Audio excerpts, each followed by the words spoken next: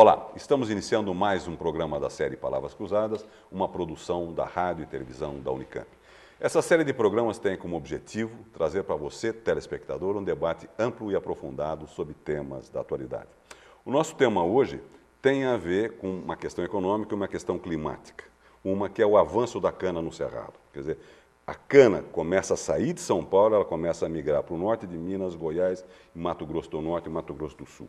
Isso tem implicações tanto na agricultura, né, na questão do clima e na questão econômica. Né, o impacto da cana nessa mudança nos pequenos municípios, né, e também o que muda o Cerrado, né, na produção de arroz, feijão, de comida, né, com o avanço da cana. Este é um lado que preocupa os pesquisadores da Unicamp. E está aqui comigo o professor Jurandir Zulu Júnior, né, que é o atual coordenador da coordenadoria dos centros e núcleos da Unicamp, o CEPAGRE, o COSEM, e o Jurandir é o pesquisador do CEPAGRE, que todo mundo conhece, que é o Centro de Pesquisas Meteorológicas Climáticas aplicada à Agricultura da Unicamp. Né? Também eu tenho como convidada a Vivian Helena Capacle Corrêa, que teve sua tese no Instituto de Economia, com o título que foi Desenvolvimento. O título da sua tese foi o desenvolvimento e a expansão recente da produção agropecuária no Centro-Oeste. Né? Ela acabou de defendeu no começo de... Defendi em fevereiro. Em fevereiro de 2013, essa tese.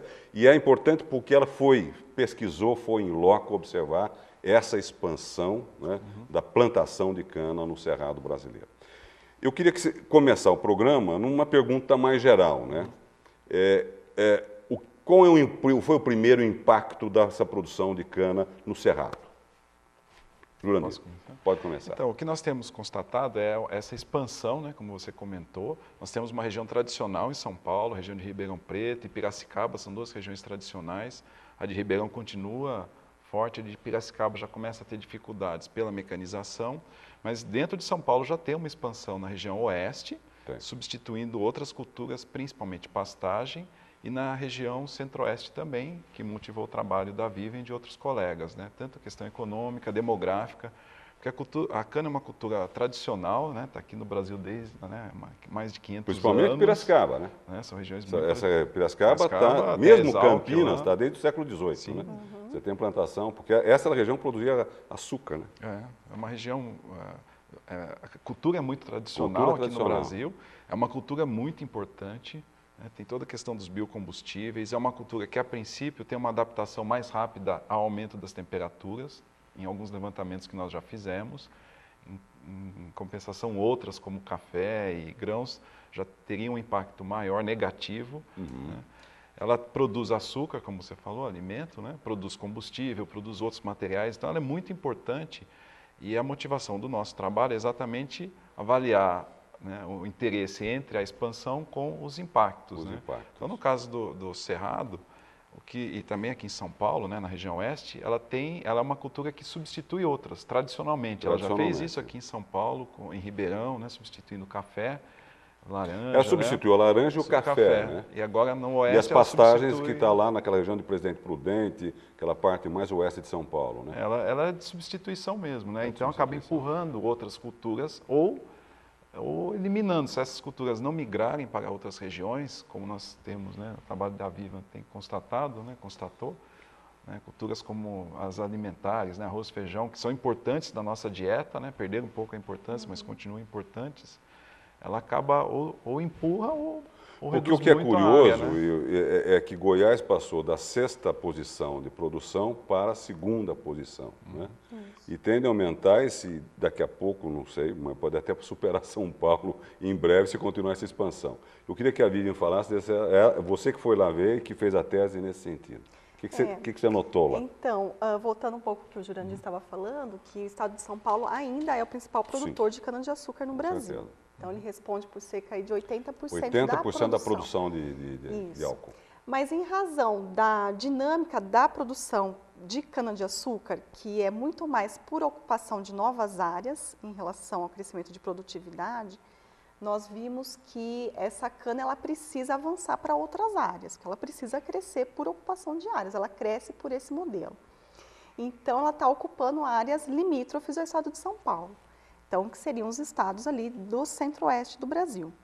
Então, hoje, Goiás, já no centro-oeste, é o principal produtor de cana-de-açúcar e temos também o Mato Grosso do Sul. Então, nesses estados, a cana está ocupando áreas que antes eram destinadas a outras culturas, principalmente arroz e feijão, que eram culturas tradicionais ali naquela região. E o arroz e feijão migrou para onde? O arroz e feijão, ele foi eliminado da esfera de produção. Lá? É, lá.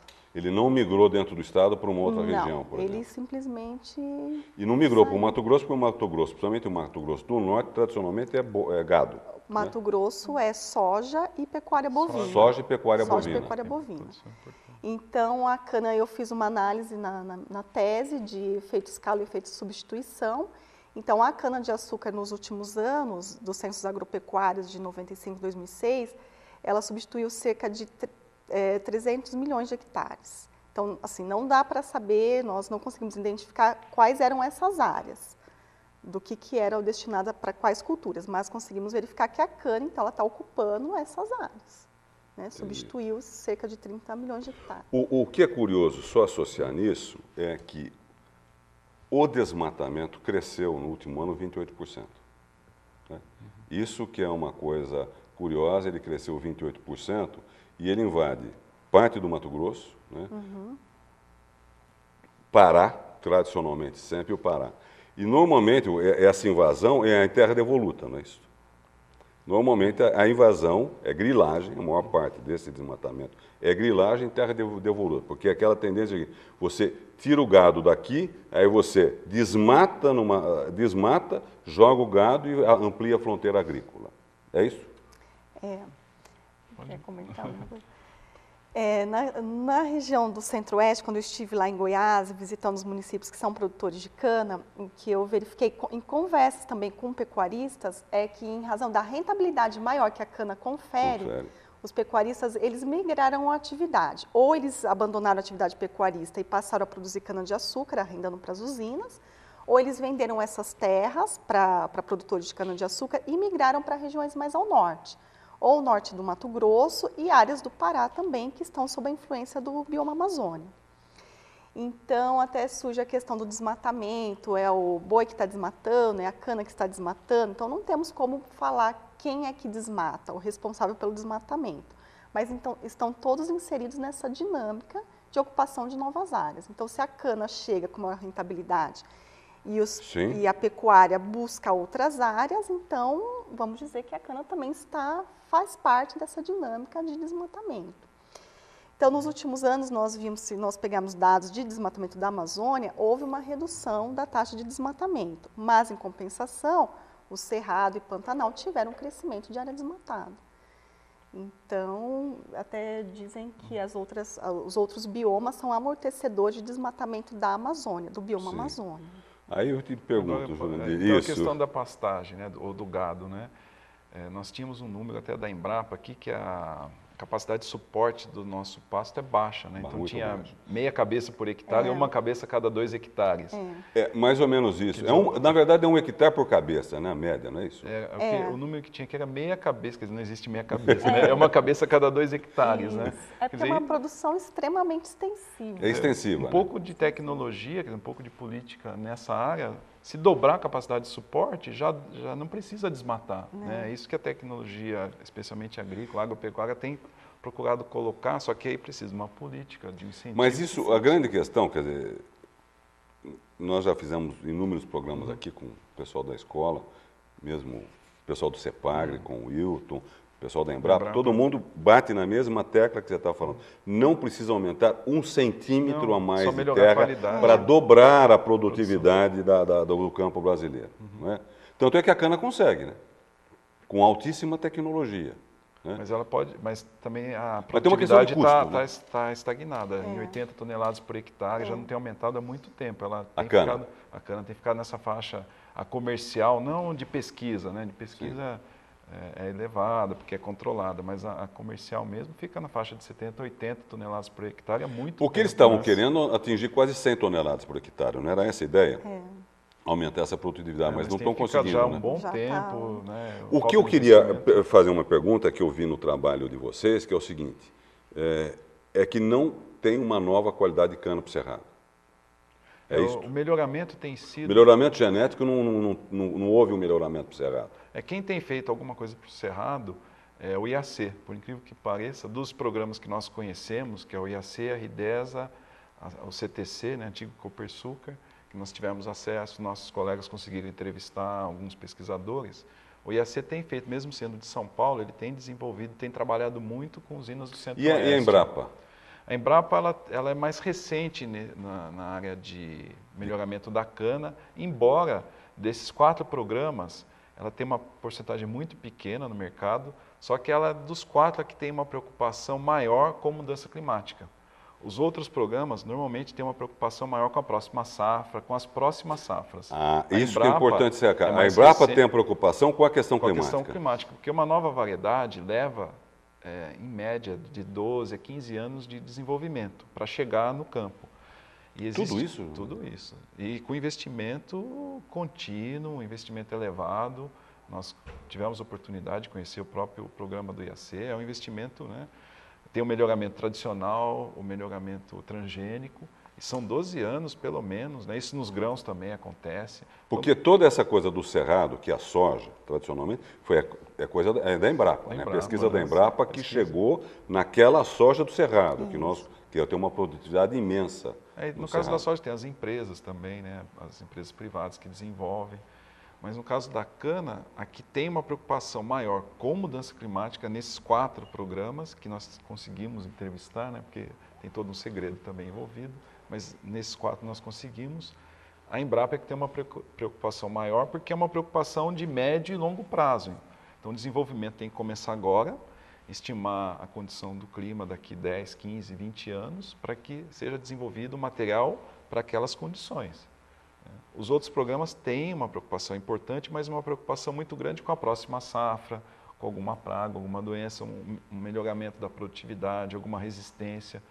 Mas assim, uma preocupação maior com resistência a estresse hídrico, ou mesmo aumento de temperatura, mas principalmente estresse hídrico. O que você chama de estresse hídrico? Um período maior de estiagem, de redução de chuvas, porque essa região de expansão, a região oeste de São Paulo, a região do Cerrado, essa região centro-oeste, é uma região que com pouca chuva. Que tem uma a densidade pluviométrica é menor. No período de março a setembro, que é o mesmo período em São Paulo, só que em São Paulo ainda chove um pouco.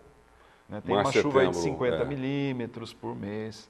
Nessas outras regiões não, chove menos, então precisa do que é chamado de irrigação de salvamento. É aplicada ali uma lâmina de 50 milímetros para que a cana sobreviva esse período de estiagem e depois, quando começarem as chuvas, aí ela acaba tendo o seu desenvolvimento muito bom, porque é uma região que tem uma incidência de radiação solar importante, temperaturas elevadas, está muito bom para a cana. Mas tem aquele período crítico, se ela não sobreviver, então ela pode não ter esse desenvolvimento seguinte, né? Então, o melhoramento que nós temos, né, tem colegas nossos nesse projeto trabalhando... Que foi, só para saber, que foi isso que foi feito com a soja, né? Sim. Que ela era mais resistente à falta de chuva, não era isso? Aquela soja que foi para o Cerrado. Ali era a duração do dia, né? Era a duração do dia, né? Que teria a questão do fotoperíodo, duração do dia, duração da noite, né? Havia uma previsão que a soja nunca conseguiria chegar aos trópicos, e hoje ela chega até ao Equador, né? Então, hoje ela chega até o Equador, toda a pesquisa, o Brasil é um grande produtor, né? Agora, no caso da cana, a preocupação é essa, né? Quem tem feito, pelo que nós temos acompanhado, o IAC tem feito, o agronômico, no Instituto Agronômico, e também existe uma tendência, tem um problema também, né? As variedades que nós plantamos agora, algumas têm 30 anos. Isso não deixa de ser uma vulnerabilidade, porque ela fica sujeita a pragas e doenças. Temos poucas variedades ocupando muito espaço. Então, existe uma tendência também de desenvolvimento de variedades mais específicas, né? Ou para energia, ou para açúcar. Né? Existe também assim, para uma determinada região, não aquela variedade de eu acho que você tocou num ponto importante, porque o que tem que ver é que a cana, ela dá tanto combustível como ela dá o chamado alimento, que é o açúcar. Tem os materiais também. E depois você tem um outro subproduto ainda, que é a produção de energia elétrica. Né? Mas nós vamos falar isso daqui a pouco. Nós temos que encerrar o nosso Palavras Cruzadas, esse primeiro bloco do Palavras Cruzadas de hoje, que tem como tema o avanço da cana no Cerrado, né? E eu recebo aqui nos estúdios da RTV o Jurandir Zulo, né? E a Vivian Capacle, né? Ela usa Capacle, a Vivian Helena Capacle Correia, né? Isso. Nós voltamos já com nossas palavras cruzadas.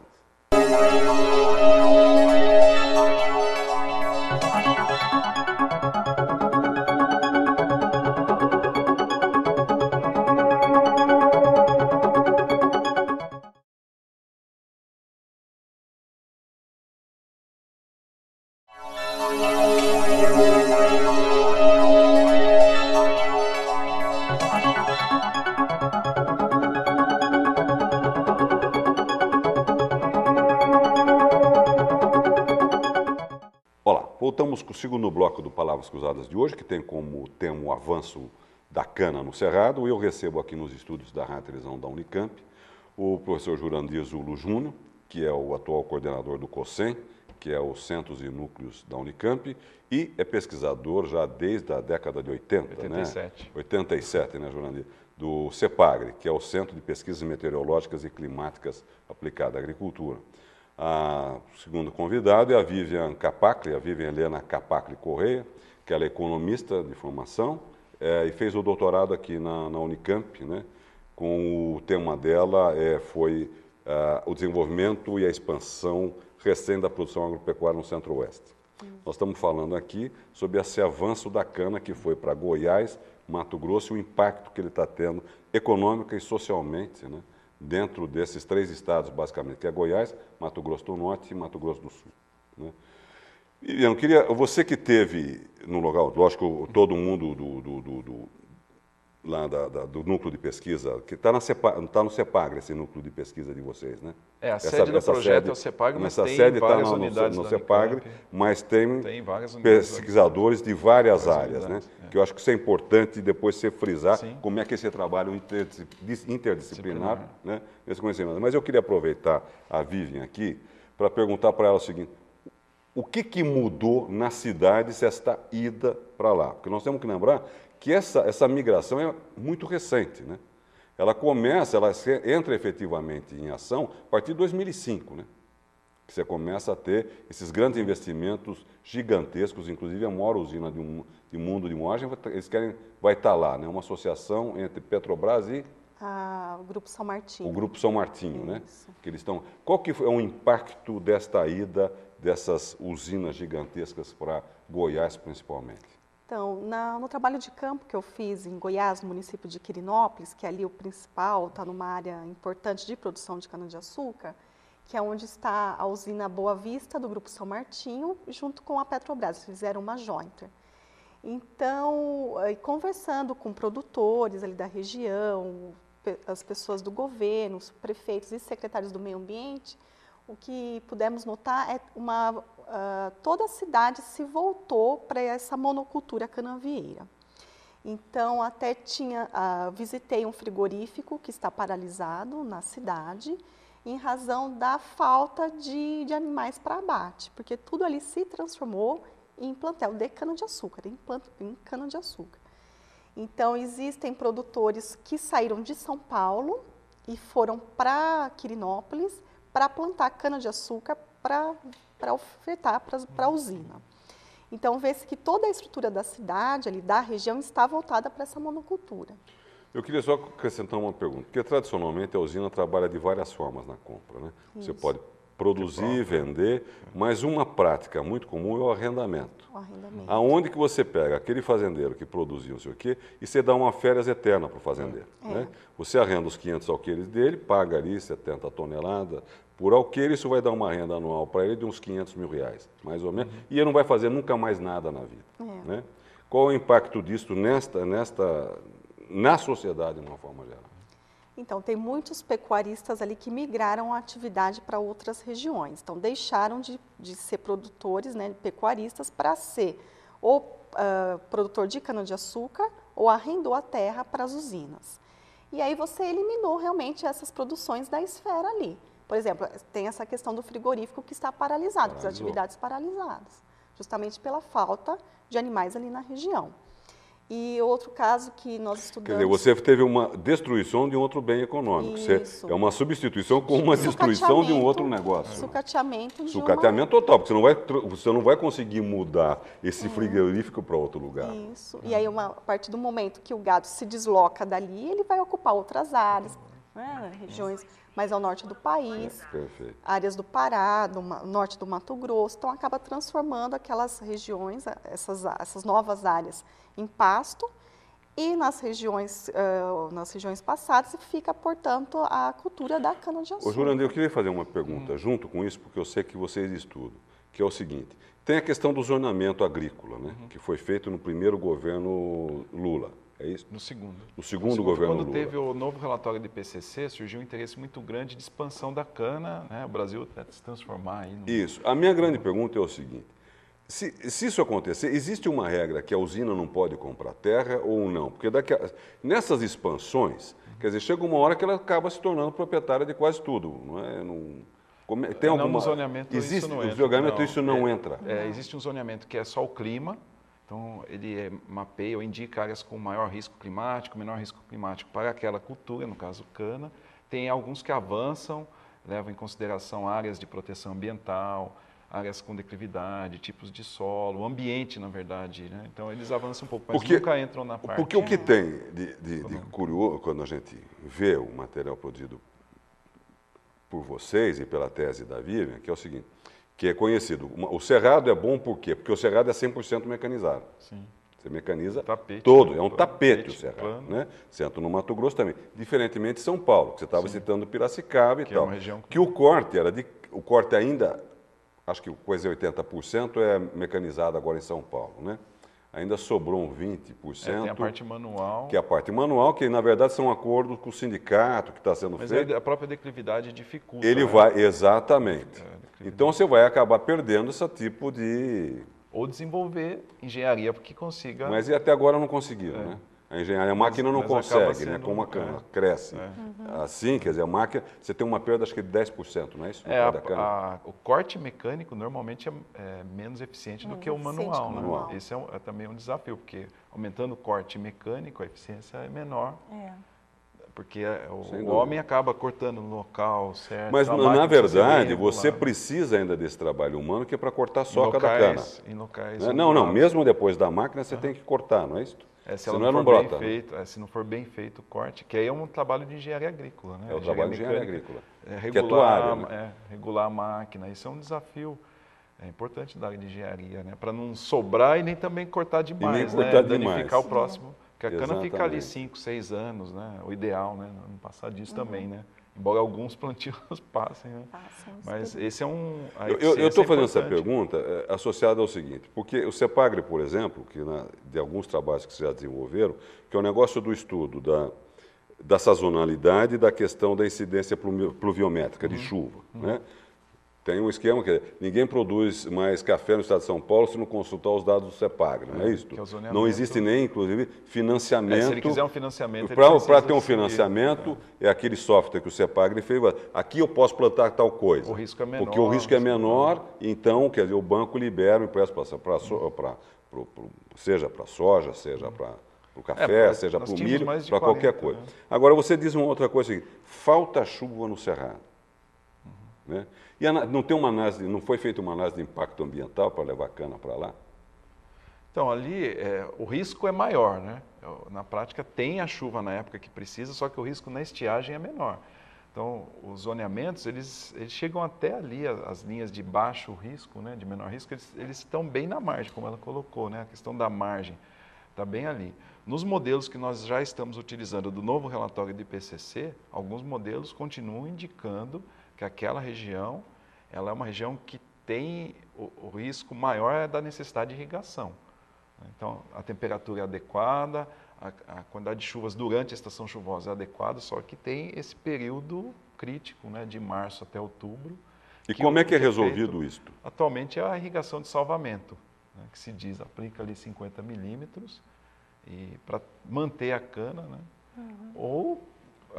E como é que é essa irrigação de salvamento? Então, existe agora uma forma de irrigação que é enterrada, né? Não é mais aspersor que vai por cima. É uma forma que faz até para aumentar a eficiência, porque a irrigação, o grande problema da irrigação é a ineficiência. Então tem alguns métodos que não são muito eficientes, que acabam desperdiçando muita água. Mas a água é um problema sério. Nos cenários de mudanças climáticas que têm sido feitos, divulgados agora, a competição por água tende a aumentar cada vez mais com o aumento de temperatura. Isso é preocupante, porque a agricultura é o grande usuário, né? E se culturas que não precisam de irrigação começam a necessitar, ou começarão a necessitar, sem dúvida, é um desafio importante, especialmente para o melhoramento genético, para que desenvolva novas plantas, né, que tenham uma resistência maior à estiagem, a períodos secos maiores, né, a temperaturas elevadas, mas principalmente ao período mais longo e mais crítico de estiagem, que suporte, né, esses veranicos durante a estação chuvosa, ou se ele ficar no campo, né, uma cultura perene ou semi-perene, como é o caso da cana, que fica no campo o ano todo. Né? Porque o café é uma cultura perene, fica ali 30 anos, então a estiagem até é boa para ela, né, para a cultura do café. Agora, a cana, ela também precisa sobreviver aquele período, porque ela também tem um corte que é feito desde março, fevereiro, ela vai de março novembro, até novembro, basicamente. Né? Então você tem cana ali sendo colhida, você tem cana o tempo inteiro, brotando, na verdade, abastecendo a usina. Você vai ficar, na verdade, de novembro a março, né? Você fica sem corte. Nenhum é essa época. De novembro a março que você fica sem corte. Aí tem atualmente algumas alternativas que estão sendo desenvolvidas de outras culturas que possam produzir etanol e que utilizem a usina nesse período, né? Então tem sorgo, tem outras culturas sendo testadas para que aproveite esse período ocioso de novembro até março, são 4, 5 meses, né? Para que continue produzindo. Para que produza o etanol. O etanol e tem etanol o tempo todo, não tem essa oscilação, talvez reduza, né? Mas você consegue produzir do sorgo esse chamado etanol de primeira geração? Tem outras culturas sendo testadas, eu já vi alguns trabalhos, né? Lógico que a cana é muito... Não, é porque você tem a grande discussão, inclusive tem grupos da Unicamp aqui, tem o apoio da FAPESP, o etanol de segunda geração. Sim, né? sim, que agora... Que hoje no mundo já estão discutindo o etanol de terceira geração. Tem algumas usinas já anunciando que começarão a produzir de forma industrial, acho que em Piracicaba mesmo, tem notícias recentes mostrando isso, né? Então a questão da água, nos modelos que nós temos utilizado, até agora, que são do novo IPCC... E qual é o impacto ambiental da cana com a questão da água no Cerrado? Sempre é uma competição, né? Você acaba tendo uma competição com a indústria, e o Cerrado, a região sul de Goiás, lá tem uma indústria de grãos, que acaba fornecendo matéria-prima para a indústria de carnes, né? Especialmente aves.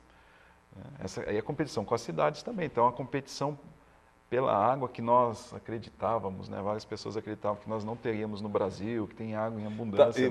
Não é assim. Não, a água é um bem limitado. Então, certamente, né, a irrigação é uma boa solução, mas A irrigação, deixa eu só fazer uma pergunta. Quer dizer, nós temos essa coisa do aquífero Guarani que pega toda essa parte e tal. Né? Isso é água subterrânea. E não é controlado ou é a água subterrânea hoje? Se paga o uso da água subterrânea? Isso eu não... Não tenho. Eu já vi alguns trabalhos, eu não tenho essa informação, eu já vi alguns trabalhos com relação à poluição. Há uma preocupação muito grande com a poluição. Em que sentido daí a poluição? Todos os materiais químicos, adubos, fertilizantes... sim, isso sem dúvida.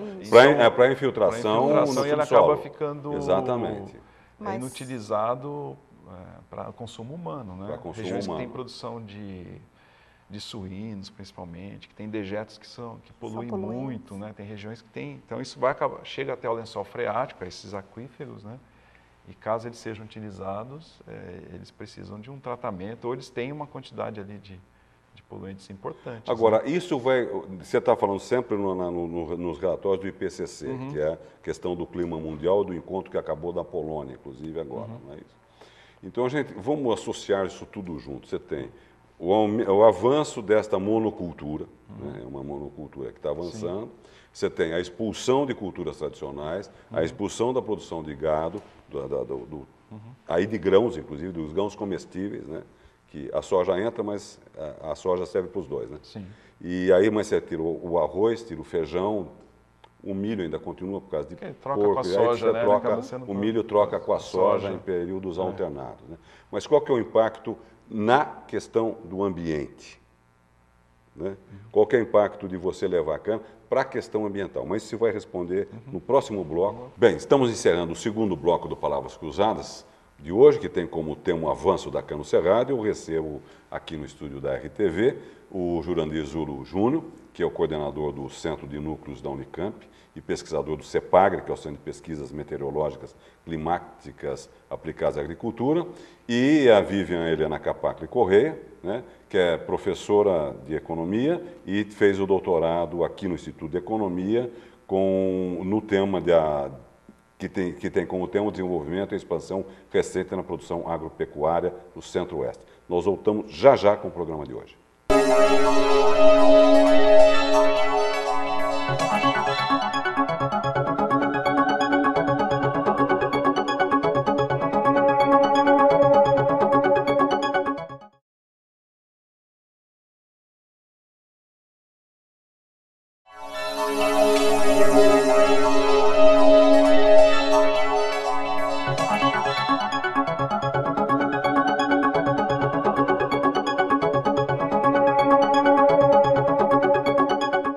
Bem, voltamos com o último bloco do Palavras Cruzadas de hoje, que tem como tema o avanço da cana no Cerrado, e eu recebo aqui nos estúdios da RTV o professor Jurandir Zulo Júnior e a pesquisadora e professora Vivian Helena Capacle Correia. Bem, eu queria retomar a pergunta que eu deixei no último bloco. Qual que é o impacto ambiental deste avanço da cana no Cerrado e no Mato Grosso do Norte e Mato Grosso do Sul? A monocultura sempre reduz a biodiversidade, né? Então, localmente tem esse impacto. Necessitando de irrigação, vai ter uma competição ali por água, que é importante, tanto com outras culturas e com a indústria, com a população, né, que são os importantes. Agora, de forma geral, do outro lado, né, impacto macro, o uso do álcool ele é positivo, porque ele é um combustível que polui menos do que os combustíveis fósseis, né? Então, ele acaba tendo um impacto macro positivo, né, usando mais o etanol do que o combustível fóssil. Agora, o impacto local sempre acaba tendo esses efeitos. Se a colheita for mecanizada, o impacto é menor. Se for feita com queima, aí tem um impacto negativo, aí tem dá aumento da poluição, aumento de doenças. Então, sendo feito mecanizado e sem queima, o impacto é menor do que se ele fosse... O curioso notar é que você tem uma diferença entre o primeiro governo Lula e o segundo governo Lula, quer dizer, com o descobrimento do pré-sal, né? Quer dizer, o álcool estava na agenda no primeiro governo. De repente, né? O petróleo... O álcool estava na agenda, o Brasil seria o grande produtor de álcool para exportar, para abastecer, misturar em 10% toda a gasolina do mundo, essa ideia. Né? De repente, desapareceu da agenda. Né? Então, mas quando tem, por exemplo, essa semana teve um anúncio do possível aumento da gasolina, aí o álcool já começa, retorna. Já começa a retornar. As pessoas já falam, poxa, por que a gente não pode ter um combustível nosso, né? É comum nós ouvimos e acompanharmos esse tipo de pronunciamento, né? Então, eu queria, porque na verdade é um jogo de vai e vem, né? E por isso que precisa de planejamento. Exatamente, precisa de planejamento. Ter um planejamento, senão fica muito sujeito a essas condições, né? Já é um produto agrícola que naturalmente ele é sazonal, alguns anos a produção é maior, outros anos a produção é menor. Isso é típico da produção agrícola. Mas a vantagem é que ele é renovável, né? Essa é a diferença do petróleo, que não é renovável. Esgotou. Então, um impacto positivo sempre do uso do álcool é que a poluição... E aí eu acho que o grande impacto é que a poluição é zero. Poluição e... Ele pode ter até uma poluição no campo, mas a queima do álcool é total, né? Aí você recicla, então ele é um impacto positivo em relação ao uso do combustível fóssil, né? Exatamente, que pelo menos não esquecemos, só não falamos, quer dizer, que tudo é usado da cana-de-açúcar, inclusive o bagaço que produz energia elétrica. Né? Essas grandes usinas aqui no interior de São Paulo, tem usina que produz energia elétrica para uma cidade de 80 mil habitantes. Sim. Né? Ela usa a própria energia. Que ela usa a própria energia para gerar toda a usina e vender para cidades vizinhas a energia elétrica. Agora eu queria pegar a Vivian aqui, por causa que ela foi entrevistou o prefeito de Quirinópolis, né, que é muito curioso, porque todo prefeito fica muito contente porque entra muito dinheiro para o município, no município sede, aonde está localizada a usina. Né? Os outros municípios não têm a mesma felicidade que o prefeito de Quirinópolis teve. Né? Como é que você vê isso nesse impacto na cidade de Quirinópolis, que você foi, dessa ida da mega usina para lá? Então, no município de Quirinópolis, no estado de Goiás, que hoje é o principal produtor de cana do Centro-Oeste, então a paisagem é cana-de-açúcar. Então, é a monocultura de cana-de-açúcar que prevalece ali. Fechada, a cidade inteira ferrada. É cana-de-açúcar, prestadores de serviço voltados para as usinas, então toda uma estrutura da cidade voltada para essa produção. E o governo de lá está muito satisfeito com a chegada da usina, que é essa joint venture da Boa Vista com a Petrobras. Ela vai ser mesmo a maior do mundo, né? Tem previsão para ser, a maior pretensão de moer 8 milhões de toneladas, então tem uma estrutura para isso. E é toda informatizada, né? É uma das mais modernas do mundo. Isso, né, toda a colheita é mecanizada, então já se instalou ali com essa tecnologia avançada, com meios modernos de produção. E visto que o Brasil tem até os próximos 10, 20 anos um crescimento do consumo de etanol, então a possibilidade de expandir nessas regiões é muito grande. Então o governo do município está muito contente com a chegada dessa usina e com essa chegada desses serviços relacionados a essa produção. Com a arrecadação de impostos, então ele diz, puxa, foi uma solução para o quadro de pobreza que nós tínhamos aqui no município. Então, chegou a usina, métodos modernos de produção, a elevação da arrecadação de impostos, pude construir creches e hospitais para a cidade.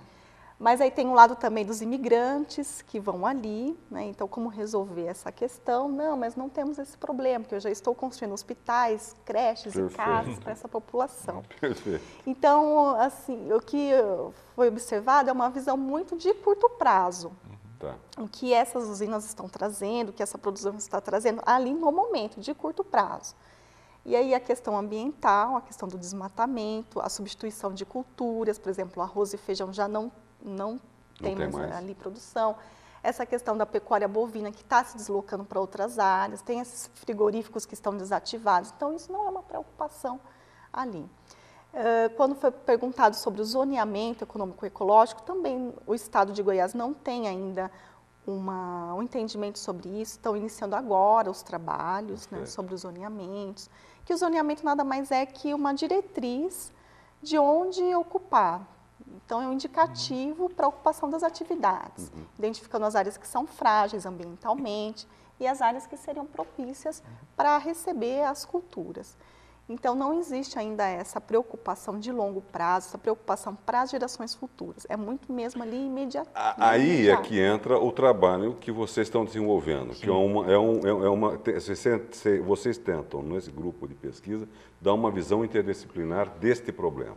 Como é que está sendo esse trabalho? É porque as mudanças climáticas, um dos grandes desafios... Porque o eixo do trabalho é a mudança climática, né? Vamos deixar isso bem claro. Quer dizer, o eixo do trabalho é a mudança climática. Nós estamos tratando da mudança da saída da cana para o cerrado, mas tendo como sempre parâmetro a mudança climática. É porque tem dois grandes desafios nas mudanças climáticas. Um é estudar ou desenvolver alguma tecnologia, alguma política para uma outra geração, que nem está aqui, né? Talvez nem esteja aqui, né? Embora a tendência atual é que ela aconteça mais rápido, então talvez a geração esteja aqui, né? E outra é que os trabalhos são multi e interdisciplinares, o que não é comum na academia. Toda a nossa formação é disciplinar. É disciplinar. A universidade começou interdisciplinar e se transformou em disciplinar muito rígida. A Unicamp tem essa experiência aqui com centros e núcleos desde de 77. E é um problema, é um desafio que a própria Unesco 87. colocou. Desde 77 com o CLE. Ah, sim, com o CLE. Isso. Então, ela colocou, a Unesco colocou em 2009 a interdisciplinaridade como um dos grandes desafios da universidade, né? Porque são os grandes problemas da sociedade. E as mudanças climáticas, elas são um desses problemas, né? Então, nosso desafio, a nossa proposta foi trabalhar com a cana, que é uma cultura que serve para várias finalidades, é uma cultura importante no estado de São Paulo, no Brasil, né? Como nós vimos aqui no Centro-Oeste, no Cerrado. Ela pode ser utilizada tanto como adaptação ao aumento de temperatura, como mitigação das emissões de gases de efeito estufa, e tem uma série de fatores. Então, eu ia perguntar, quer dizer, a cana tem algum efeito para o aumento do efeito estufa ou não? Não, ela acaba... Ao contrário. Ela acaba roubando CO2. Para o desenvolvimento das plantas. Perfeito. Né? Então, ela é mitigação, porque produz um combustível renovável, ao invés de utilizar um combustível fóssil, e adaptação se ela substitui culturas que têm uma dificuldade maior de desenvolvimento com temperaturas elevadas e estresses hídricos maiores, né? Mas ela tem todos esses fatores combinados. Então, tem a demografia, né, as questões populacionais, questão de política científica e tecnológica, né, como desenvolver novas variedades, né, como será feito isso, como será o incentivo, os modelos climáticos, né, que é toda a parte de meteorologia, climatologia, a divulgação científica, que é importantíssimo. Né, no nosso meio científico, a questão das mudanças climáticas, ela tem um grupo que ainda não aceita, contesta, mas tem uma grande maioria. Eu acho que hoje pouca gente contesta reduziu, a questão da mudança climática. Mas a população, de forma geral, pelo que nós temos, né, o nosso grupo aí que trabalha nesse assunto, acaba constatando que as pessoas acham que as mudanças climáticas são problemas dos outros. Mas sempre são foi dos assim, outros né? países, nunca são nossos, né? E os outros lá devem achar que são nossos e não deles, né? Sem e dúvida. mesmo os agricultores, né? Isso já foi constatado também. Na área de cana, eles não é uma preocupação. A minha pergunta Não tem objetiva, essa esse percepção. pessoal que tem uma altíssima tecnologia, eles têm essa preocupação ambiental? Ambiental, talvez, mas a mudança climática... A mudança climática não. não é uma Percepção sobre a preocupação. mudança Essa não, então, climática, porque uma coisa você tem com a questão ambiental, ele tem com a questão do impacto total, mas com a questão do mudança aquecimento, climática, da até mudança agora, climática, pelo que nós temos percebido, não. na área de cana não. Algumas culturas, grãos, nós temos percebido que tem. Café começou, mas pelas entrevistas, pelos trabalhos, não é uma preocupação. A preocupação é assim, melhorar a próxima safra, desenvolver novas plantas. E também a mecanização está relacionada à exigência dos mercados internacionais. Sim. Então, com o crescimento aí dos Estados Unidos, da Europa, por combustível renovável, e Mas a eles querem exigência de aquele selo, certificação... né? É o Eles selo. querem que é o selo verde, o selo de... Isso, então a mecanização está mais voltada para esse lado, para as certificações, para as exigências dos mercados internacionais, do que relacionado às questões ambientais e efeitos para as mudanças climáticas, por exemplo. Então tem toda uma série, tem vários grupos, né? Felizmente a Unicamp tem vários grupos que já trabalhavam com assuntos relacionados a mudanças climáticas, e o nosso objetivo foi exatamente juntar esses grupos, né? Alguns de fora também, nós temos parceiros no INPE, nessa área de modelagem climática. Eu queria aproveitar que nós estamos falando nesta área e vocês trabalham nisso. O Estado de São Paulo foi o que mais aqueceu nesses últimos tempos, é isso? Então, de forma geral, que nós não temos muitos dados no Brasil, né? Mas o aumento tem sido entre 1 e 2 graus em todos os dados que nós conseguimos, né? Nas séries. Não são muito longas. Nós temos uma série Mas, longa aqui em teoricamente, Campinas. isso qual é o impacto na mudança global? Tem algum impacto ou é uma coisa localizada pelo desmatamento? Não, aí a mudança é global, né? É a mudança global. O que nós temos assim, observado em congresso é que normalmente esse aumento de 1 grau e meio até 2 é comum. Então, quando alguém leva um dado daqui e apresenta, como já aconteceu, né? Nossos colegas já foram em eventos, tem outros colegas de outros locais do mundo também com resultados muito semelhantes. Para ser objetivo, porque a gente fala muito em mudança climática, estamos falando, acabou de ter esse encontro na Polônia de novo, do IPCC e tal. Na verdade, o que se prevê para as próximas décadas no panorama global de mudança climática? É aumento de temperaturas, né? Então, o que está acontecendo nos relatórios do IPCC e outros ele continua só comprovando o aumento de temperatura. De temperatura. Isso é na ordem de quanto? Então, ele está em torno de 1 grau e meio a 2 nesse século, embora isso já tenha... Este século todo? Ou até um pouco mais. Nós já tivemos previsões de 5,8... Isso, nós já tivemos previsões que iam transformar áreas inabitáveis. Não, já ouvi até 11 graus. O que nós temos feito, no caso desse trabalho e de outros, nós não temos passado muito de 2050, nós temos trabalhado com esse horizonte, que é um horizonte factível de implementar essas políticas, a tecnologia de adaptação. Quer dizer, então, esse tipo de política, esse tipo de avanço, você consegue fazer essas previsões com modelos matemáticos? Como é que são modelos matemáticos que você vai jogando dentro de um computador e dentro desses modelos ele vai fazendo essas previsões. E o Brasil a própria FAPESP está financiando um dos projetos do programa que ela tem, que inclui o nosso, né? Tem mais outros 30 e poucos projetos, né? 33. Sim. Tem um dos projetos que é de desenvolver um modelo brasileiro. Inclusive, nós pretendemos utilizá-lo, né? A própria FAPESP. Agora, foi uma perda, inclusive, essa queda do satélite, né? Que nós fomos lançar junto com a China e não deu certo. Que é um satélite para fazer medição. Né? Ele é de observação da Terra. Observação da Terra, mas seria especificamente na coisa da Amazônia e de mudança climática. Mesmo né? para a agricultura ele é importante, é importantíssimo. Né? Para nós é uma ferramenta Foi uma importante. pena ele ter... Até porque o INPE tem uma política muito interessante que acabou sendo copiada por outros países, que é distribuir sem custo. Então, esse é o pioneirismo. As imagens são todas colocadas à disposição, mesmo as dos satélites que já não estão funcionando, estão à disposição. Porque os outros são todos pagos. Eles eram pagos e vários países começaram a disponibilizar gratuitamente. Isso. Então, hoje em dia, o acesso a imagens, que alguns anos atrás nós fazíamos um projeto para comprar uma imagem, hoje nós temos acervos à disposição, alguns ainda não. Isso de que forma ele tem ajudado na melhora da agricultura? Porque hoje em dia, quando nós estamos falando em agricultura, mudou totalmente daquela imagem que a gente tinha. A agricultura é totalmente informatizada, mecanizada e tal. O produtor rural, em qualquer lugar, tem acesso a esses dados. Ele sabe que vai plantar, o que não vai e tal. Como é que ele trabalha esses dados do INPE? Esses dados são muito importantes. Tem uma área que chama agricultura de precisão, que utiliza as imagens do CIBERS, que é esse satélite que o Brasil desenvolve com a China, pode ser utilizado. Mapeamento, identificar a posição, a localização das culturas, acompanhamento de safras, o próprio monitoramento da Porque o Ministério tem um acompanhamento de cima, né, de produção de safra, não é isso? Funciona aquilo? Mais ou menos. É mais estatística. No Brasil é mais estatística, questionários. Ele é mais feito com base em estatística. Tem algumas culturas que acabam desenvolvendo, mas ainda é um grande desafio que nós temos no Brasil, aumentar o uso das imagens de satélites no monitoramento e acompanhamento da agricultura. E nesse projeto existe um grupo que está fazendo isso para a cana. Né? Como? Tem um grupo que está procurando... Para estudar por imagem a plantação de cana. Mapear se ela está numa fase de... já foi colhida, ou se ainda está em ponto, né, para ser colhida, se ainda está no campo.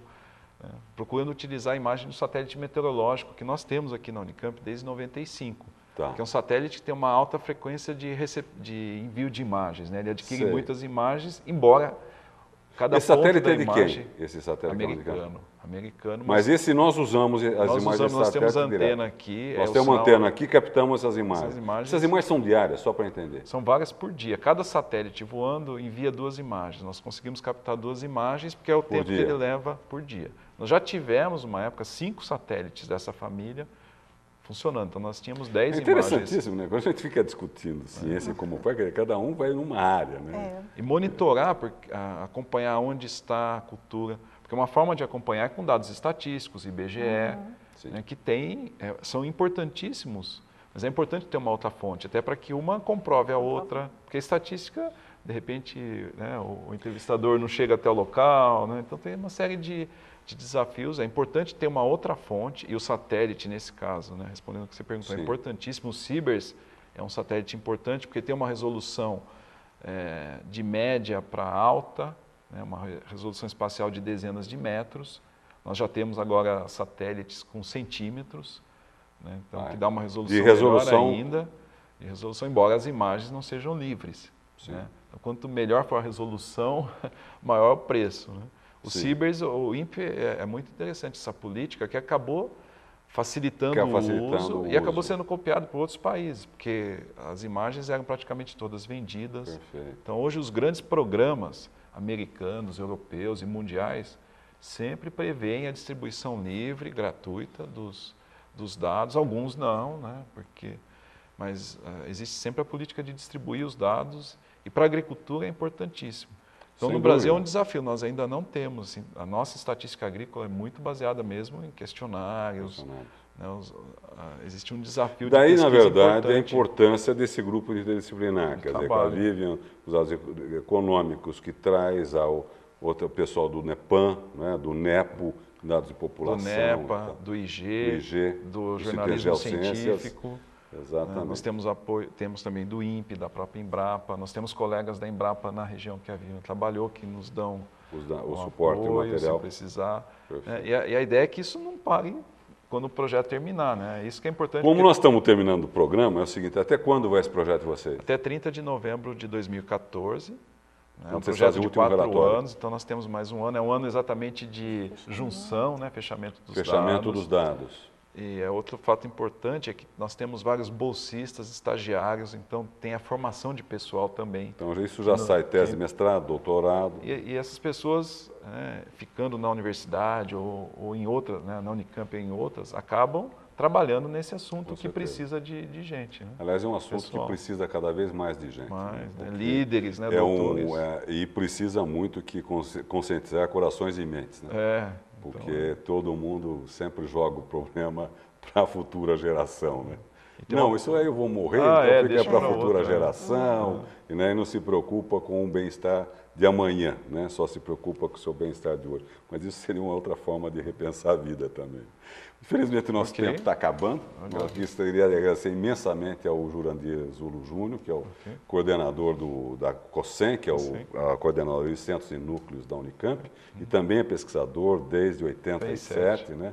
Do CEPAGRA aqui da Unicamp, que quase todo mundo conhece no estado de São Paulo, porque o CEPAGRA, com as notícias do clima, todo mundo conhece, que é o Centro de Pesquisa Meteorológica e Climática Aplicada à Agricultura aqui da Unicamp, e a Vivian Helene Capacli Correia, né, que é professora na Economia de Administração e que fez essa tese aqui no Instituto de Economia sobre o desenvolvimento e a expansão recente da produção agropecuária no Centro-Oeste, né, brasileiro. Eu gostaria de agradecer imensamente vocês, porque a gente aprende sempre, e principalmente se aprende nessa coisa da interdisciplinaridade, né? Que a Unicamp foi uma universidade pioneira, né? Nessa questão do conhecimento em várias áreas, juntar essa forma de todo mundo pensar junto o mesmo problema. E preocupação com a sociedade. E a preocupação com a sociedade. Acho que essa é a grande preocupação que os núcleos e centros têm a universidade, um compromisso com a universidade pública também, responder para a sociedade as pesquisas que nós fazemos. E nada mais do que a questão climática que está aí, que é uma questão de todos nós humanos, né, temos essa responsabilidade, porque o planeta é único, né? E nós somos inquilinos dele. Né? Muito obrigado a vocês e até o próximo Palavras Cruzadas.